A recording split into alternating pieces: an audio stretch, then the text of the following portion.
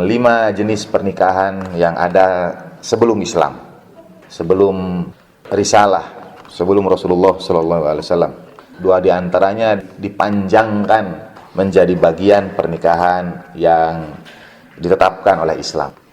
Yang satu bahkan selalu dilakukan oleh keluarga Bani Hashim dari 5 jenis pernikahan ini. Yang pertama itu adalah seorang perempuan pasang bendera di depan rumahnya.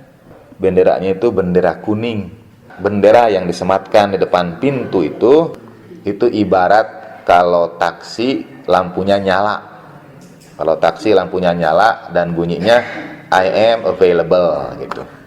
Yang kedua, jenis pernikahan jahiliyah adalah kalau ada seorang ayah meninggal dunia, maka anaknya mewarisi seluruh istri bapaknya kecuali ibu kandungnya. Kalau ada ayah punya istri 9, 10, tapi yang mewarisi itu hanya anak tertua, anak laki-laki tertua. Dia menikahi seluruh istri bapaknya itu selain ibu kandungnya, dia menjadi istri anaknya. Itu yang kedua, zaman jahiliyah.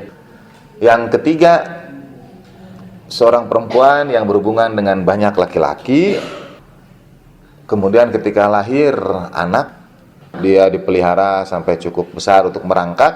Setelah bisa merangkak, laki-laki yang disinyalir sebagai bapak dari anak itu dikumpulkan di rumahnya, didudukkan melingkar, dan si anak disimpan di tengah-tengah. Kemanapun nanti anak itu melangkah, itulah bapak. Mungkin sebelum melangkah si anaknya diputar-putar dulu kali supaya pusing dia. Karena kalau dihadapkan ke sini otomatis dia jalan ke arah itu. Yang berikutnya yang kemudian diamalkan oleh yang dua-duanya digabungkan menjadi pernikahan dalam Islam yang kita kenal sekarang ini. Keluarga Rasulullah SAW, keluarga Bani Hashim terlepas dari jenis-jenis pernikahan yang tadi itu. Keluarga Bani Hashim, mereka menjalankan syariah Ibrahimiyah, pernikahan Rasulullah SAW, pernikahan keluarga Nabi, itu menjalankan itu semua. Saya kisahkan itu sebagai gambaran bahwa banyak yang kemudian kan akhirnya nanti mereka itu memeluk Islam juga, masuk Islam juga, dan lain sebagainya.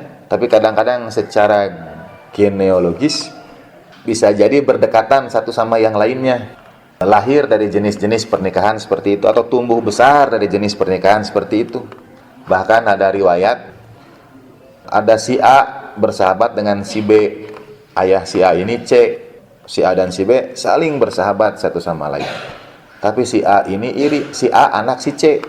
Si A ini iri karena si C ternyata ayahnya lebih menyayangi si B, temannya itu, sahabatnya. Sampai kata si A, makin lama mereka tumbuh makin besar, kata si A itu, ternyata secara fisik, secara lahiriah, yang lebih mirip ayahku itu kamu, bukan aku. Kata si A pada si B, karena ternyata makin dewasa, yang makin mirip si C itu adalah si B yang temannya. Mereka temenan baik, sampai akhir hayat mereka juga temenan baik. Tapi lebih mirip ayahnya itu kawannya ketimbang anaknya sendiri. Ada A, B, dan C. A anak si C, tapi lebih mirip B dengan C daripada si A. Mungkin karena itu tadi jenis-jenis pernikahan sebelumnya, sebelum Islam, pada masa jahiliyah. Kecuali pernikahan keluarga Rasulullah Sallallahu Alaihi Wasallam yang terpelihara. Kata Nabi Sallallahu Alaihi, aku dilahirkan dari sulbi yang suci pada rahim yang suci, dari sulbi yang suci pada rahim yang suci, sampai pada ayahku dan ibuku. Kemudian keturunan Rasulullah setelah itu diikat oleh pernikahan Imam Ali dan Sayyidah Fatimah. Dalam riwayat mazhab Ahlul Bait alaihi wassalatu wassalam, tapi ini riwayat mazhab Ahlul Bait, aku dan Ali adalah cahaya yang satu, kata Rasulullah, yang diturunkan dari satu sulbi ke sulbi yang lainnya. Kemudian kami dipisahkan, aku pada Abdullah dan Ali pada Abu Talib. Kemudian cahaya itu dipersatukan kembali melalui pernikahan Imam Ali dan Sayyidah Fatimah, dan daripadanya lahir keturunan-keturunan yang suci.